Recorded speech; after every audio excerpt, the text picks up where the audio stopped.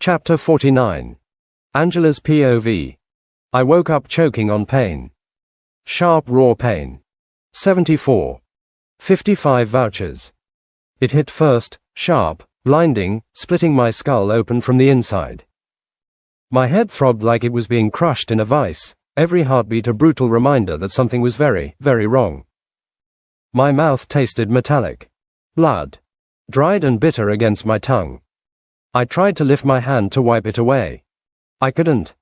Panic surged so fast it stole the air from my lungs. My arms were wrenched behind me, wrists cinched tight with zip ties that bit into my skin. I shifted, testing him, and pain flared instantly, white-hot and unforgiving. "Okay," I whispered hoarsely. Okay, breathe, Angela. Don't panic, not yet." I tried to calm down, closing my eyes and counting till 20 before opening them again. The room swam as my vision cleared. It was small. Concrete walls. No windows. A single bulb hung from the ceiling, swaying slightly, casting harsh shadows that stretched and shrank like something alive. The chair beneath me was metal, cold, unforgiving, and bolted to the floor. Then, the memory crashed back in fragments. The message that night. The parking lot. The van. The two men. The hand over my mouth. The sting in my neck. Liam. The thought of him hurt worse than the restraints. I didn't know how long I had been here, but I was sure that Liam was back now. And even if he wasn't, knowing how observant he was, he'd have figured out that something was wrong. I didn't get to wish him good luck. My eyes stung with tears. Did he win? Did he know I was gone? Was he looking for me? Was he hurt? I pulled harder this time, desperation overriding logic, and hissed when the zip ties cut deeper. My wrists were already raw. Swollen. I moved to try again, but a sound stopped me. "Don't," a voice said lazily. "You'll just hurt yourself." The door creaked open.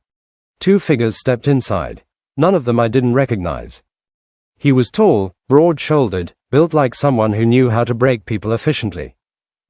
His face was blank, eyes cold and assessing, like I was an object to be moved or discarded. The other person made my stomach drop. Maya.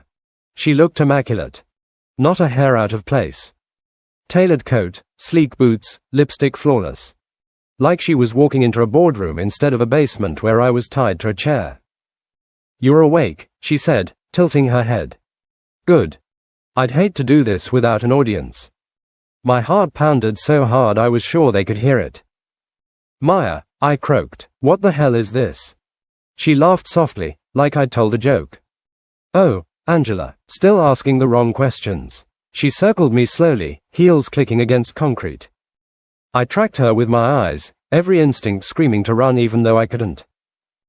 "This," she continued, "is consequence. This is your punishment." "For what?" I snapped before I could stop myself. Fear buzzed under my skin, but anger rose fast, hot and sharp. "For existing." 12/12 Monday, January 26th. Chapter 49. 55 vouchers. Her smile vanished. "For stealing what was rightfully mine," she said flatly. She stopped in front of me, crouching so we were eye level. Her gaze was vicious now, stripped bare. "You stole Ethan's attention. You collected Liam's time. You walked into rooms and ruined everything without even trying." Her voice shook, just slightly. "Do you know what it's like to watch men choose you? Over and over?" I didn't. "Don't," she snapped. "Don't play dumb. You played the victim so well already." She stood abruptly, pacing again. Poor little Angela. Nobody protected her. Nobody stayed. Nobody loved her. She turned sharply. "But you know what? You were right." My chest tightened. "Nobody actually loved you," Maya said coldly. "Ethan didn't want you. He pitied you." "Liam," she scoffed. "Please, you really thought someone like him chose someone like you without an agenda?" The words hit exactly where she intended him to. I swallowed hard, refusing to let her see it. "You kidnapped me to insult me." Her eyes blazed. "I kidnapped you to remind you of your place. Your place which is beneath me. You're not in any way my equal. I don't know why you don't understand that." The man shifted near the door. "Maya, maybe. Quiet, Derek, she snapped without looking at him. Derek. The name lodged itself in my mind. I lifted my chin despite the fear clawing at my spine. If you are going to hurt me, I said steadily, you should just do that. Not this trash talk you're doing. Don't you know that monologuing like a Bond villain only makes you look pathetic? I mocked her, satisfied when her face contorted with anger. Then, the slap came out of nowhere. My head snapped to the side, pain exploding across my cheek. I tasted fresh blood as my lip split, warmth trickling down my chin. Maya's breathing turned uneven. Furious. You don't get to talk to me like that, she hissed. By the time I am done with you, you'll beg to go back to being invisible.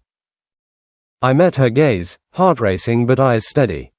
You were only doing this because you were jealous. Her hand curled into a fist. She looked like she was going to strike me again, and I braced myself for the pain. But the hit never came. Enough, Derek said sharply. We need to send proof of life. Maya exhaled, smoothing herself like she'd flipped a switch. Right, business. She pulled my phone from her pocket. My phone. My stomach dropped. Don't. Oh, relax, she said lightly. You will unlock it for me. She grabbed my chin, fingers digging into my jaw, forcing my face toward the camera. The flash went off, blinding me.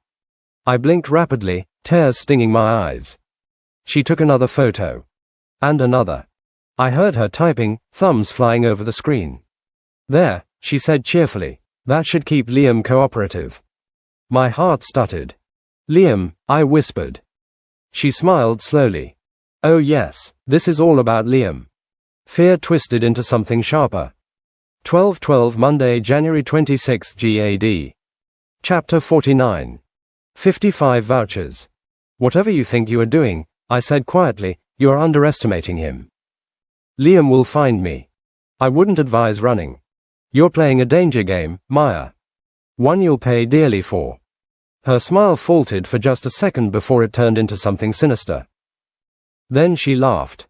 We'll see. They turned to leave.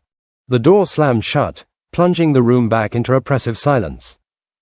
The bulb hummed overhead. My pulse roared in my ears. I sagged against the chair, chest heaving. Okay. Think. Maya wanted control. She wanted to be seen. She wanted to win. That meant she would make mistakes. I tested the zip ties again, slower this time. One edge felt slightly looser than the other. The chair leg had a rough weld, jagged enough to catch. Hope flickered, small, fragile, but alive. I thought of Liam. His voice. His hands. The way he looked at me when he thought one. Wasn't paying attention. He would come. But until then, I had to survive. And if Maya thought breaking me would be easy, she was about to learn just how wrong she was. A.D. Comment. Archer. Love Beyond Human Limits, Daniel Moore. Recommended series.